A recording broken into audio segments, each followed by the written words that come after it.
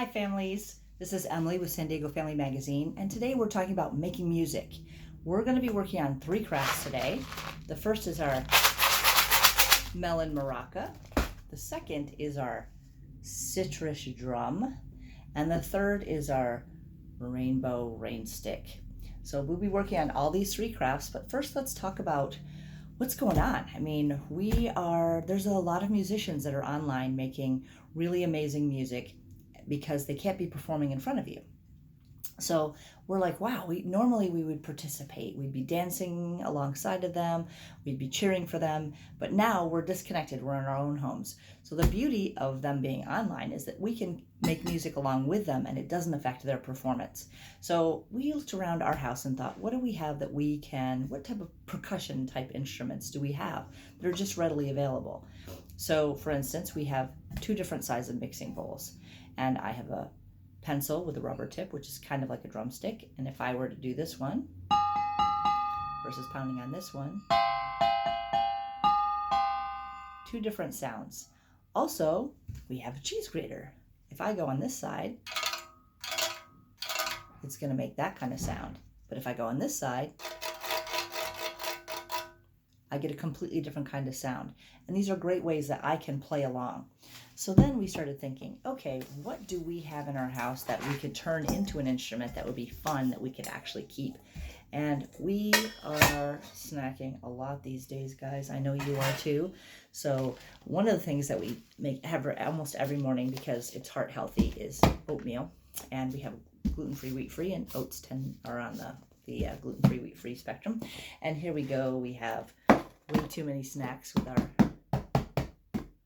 And depending on how the size, the circumference of the container and what they're made of, whether it's a can or paper, you get different kinds of sounds. Here's another one, shorter, squatter, different kind of sound. Also, depending on what's just shaking a can of nuts has a great kind of maraca sound.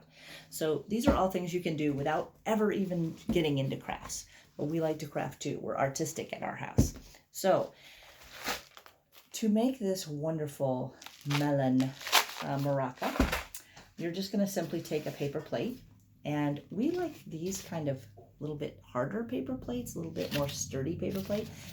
Not only because it's easier to hold when you're eating, but also for crafting. It just makes it so much. I can use this as a paint palette. I can fold it better. It stays in shape a lot better. And when you use a thinner paper plate, when you hold it a lot, and you just hold it like this and you squeeze, you're more likely to flatten it, whereas this will maintain its shape no matter how much you squeeze. So what we're going to do is we're going to kind of take our fingers and press in like this to kind of bring these 2 guys together, these 2 sides together. And when we bring them together, if they're uneven, we're just going to kind of even them up so that it's perfectly folded in half, and then pinch in the opposite way. And we're going to pinch all along that edge.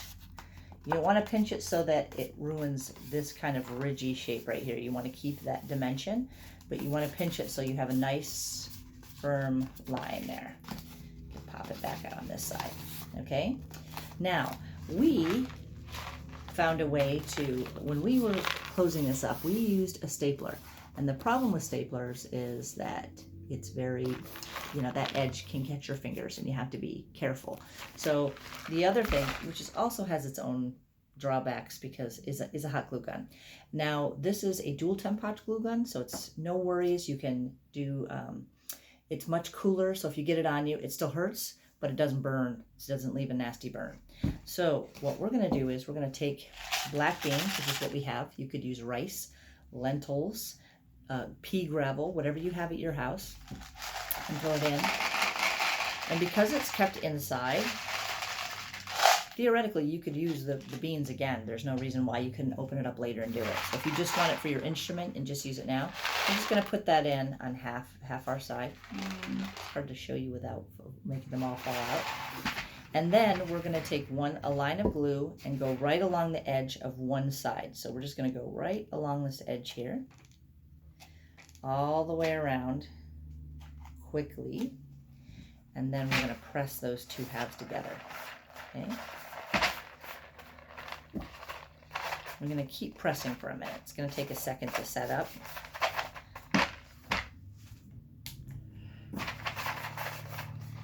And then I looked at this shape and thought, I want some watermelon.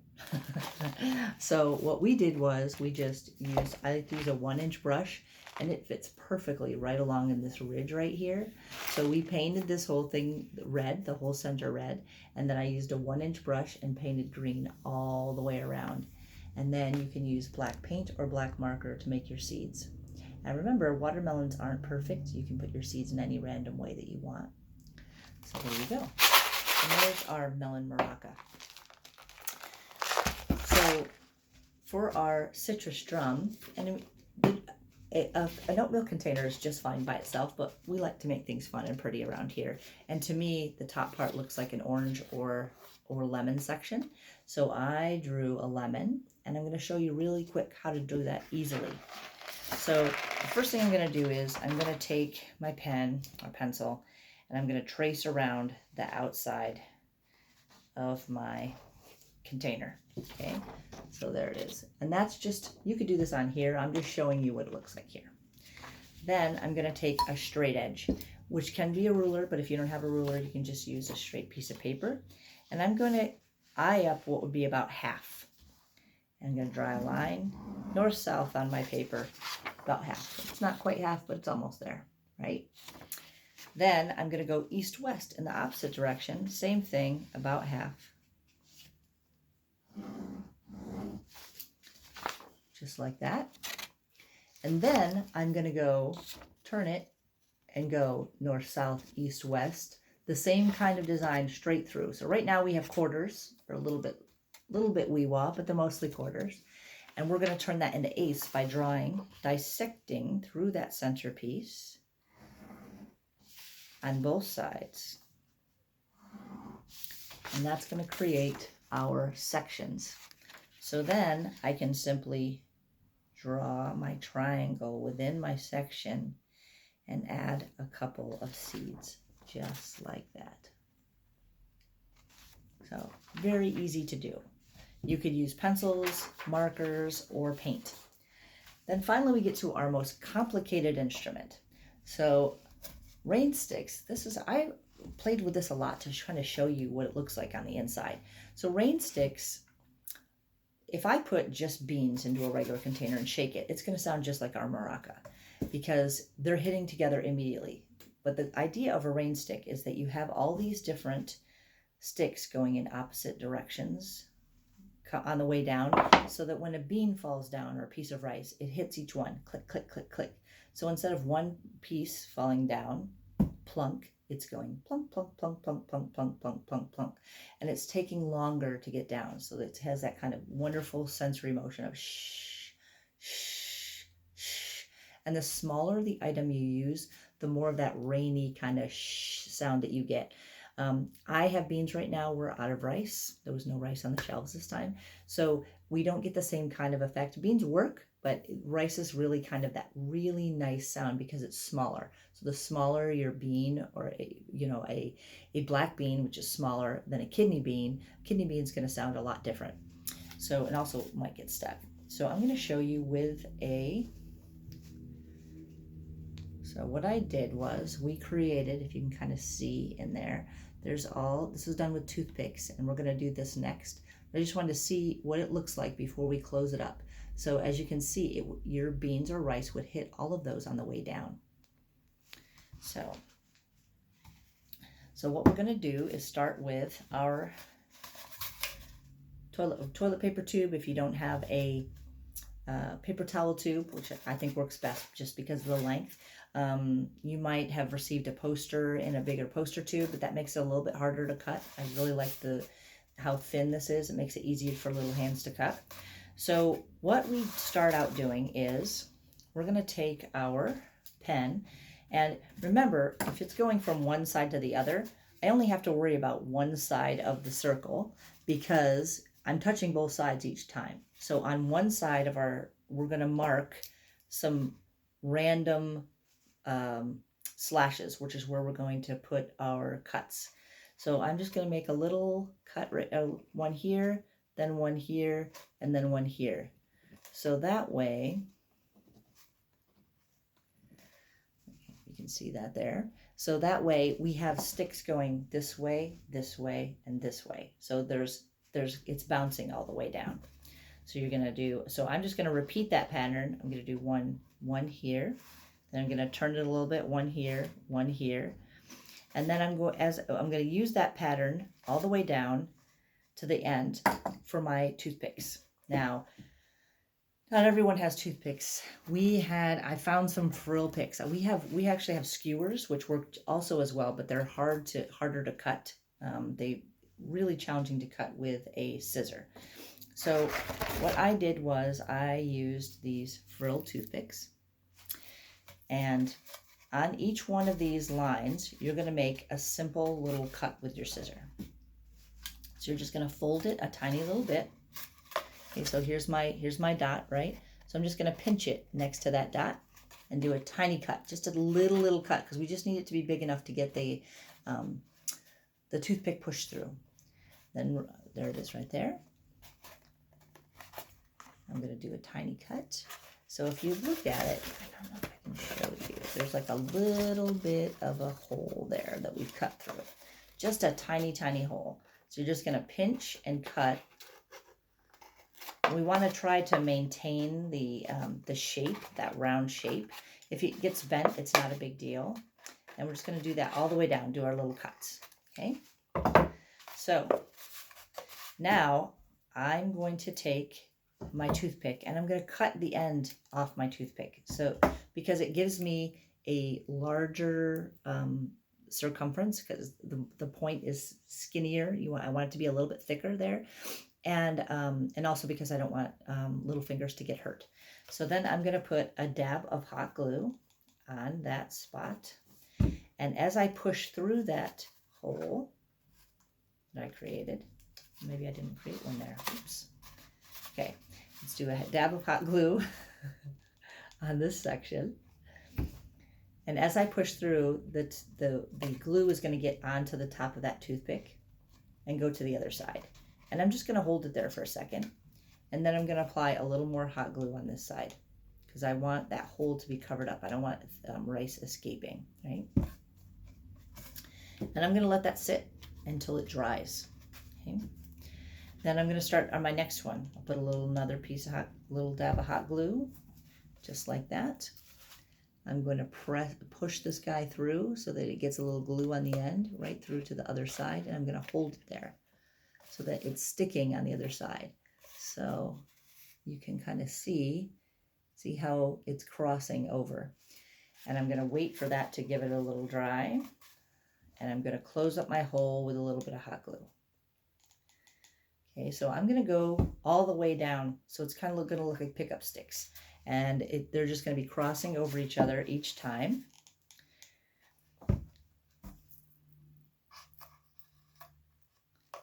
And then making sure. So then by the time I get down here, these will start to be dry already. And I can just cut this edge right off. Okay. It works really great if you have pruning shears that you would use for pruning plants outside. They work the best. You'll get it the nicest cut. But just take the top off from the side. There's like a little bit of a nub, no big deal. So then it winds up looking like that inside with all of your pieces. And you can see there's just a little bit of nubs here. No, nothing we have to worry about. So then we're going to tape off our ends. Now remember, tape is sticky, so whatever we put inside is initially, there's going to be a layer that sticks to that tape, but that's okay because we're going to put enough rice that it won't matter. So we're just going to, I use painter's tape because I like the color. It's blue and I'm doing a rainbow. But you could use masking tape or washi tape if you have washi tape. In fact, when we originally thought of this craft, we were going to use washi tape, but unfortunately all the craft stores are closed and it was taking a few days. People were sold out of washi tape because there's a lot of crafters out there. And again, I'm going to do that same north, south, east, west motion to cover up and then go over the top of north, south, east, west to make sure there's no holes. We don't want to get any rice escaping. And then I'm just going to push down the edge and make them smooth. My thumbs. just like that. Okay. Now, I ripped up paper. So I had some cardstock that I used. I will tell you that washi tape is the easiest because it's got fantastic design, super colorful, and because it's in a roll, you can literally start your first thing and just roll your tube. Just kind of roll it like this and hold the washi tape, and it'll spiral all the way right down. This is actually surprisingly long, and you will use more than one roll of washi tape if you buy the average size roll, which is about this big. So you want to get 2 rolls of washi tape if you have it. If you do not have it, I used ripped paper. When you rip your paper, you want to rip it at about 1 inch, okay? And rip straight down, as straight as you can. If it's not straight, it's no big deal. You're just going to have spots to cover. And then I'm going to leave this one edge for my edges here, because this is a nice way to end it. It'll be nice and smooth, and I won't have any, like if I end it with this, then I have all this leftover on the side. Kind of see the leftover. We don't want that. So save your end piece for your ends here. So I started with red or blue, depends on which end you're at. So your colors of the rainbow are Roy G. Biv: red, orange, yellow, green, blue, indigo, violet. And indigo is not something that everyone usually has, so most people will forego that. And I just didn't happen to have violet either. So, pardon me. We're going to start with our red. And of course I don't have I do have my nice red edge. So we're going to do the very ends last, just because these do have all these edges. I want to make sure that it kind of smooths it out at the end. So I'm going to start about 1/2 inch down, and I'm going to glue. Now you can use hot glue, you can use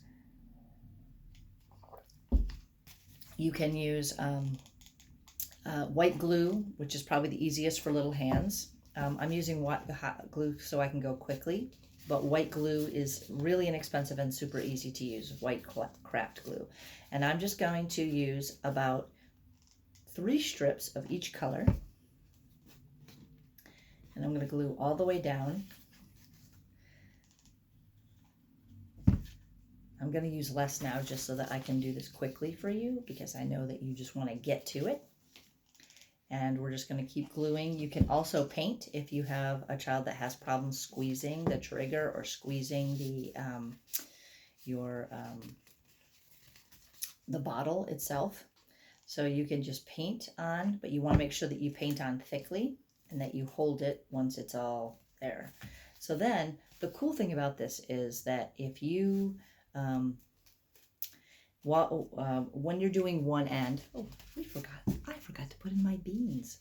So when you're doing this while you're waiting, you can use it to shake, but that requires the beans inside. So I'm going to open this back up, take this guy right off, and put my beans in.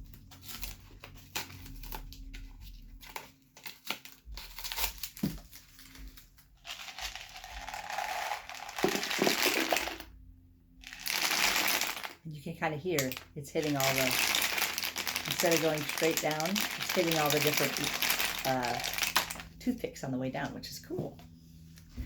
So tape this guy right back up. You know how many times you practice something, you make mistakes? Me too. So now the next thing we're gonna do is we're gonna overlap and go to our orange color. So now you can hear it hitting all of them on the way down. So now I'm going to go to my orange and do my overlap. And you just want to make sure that each time you're spinning around that you're overlapping the color that came before. And you want to make sure you get your ends down. Again, the beauty of washi tape, it's all sticky, so it goes really, really easy. Okay. So you're going to continue down until you get this wonderful rainbow effect. Okay, so we have all of our rainbow colors. They're just all overlapping. There's 3 of each. And then when you get to the end, You're going to take your flat piece here and go over the top so that makes it nice and smooth.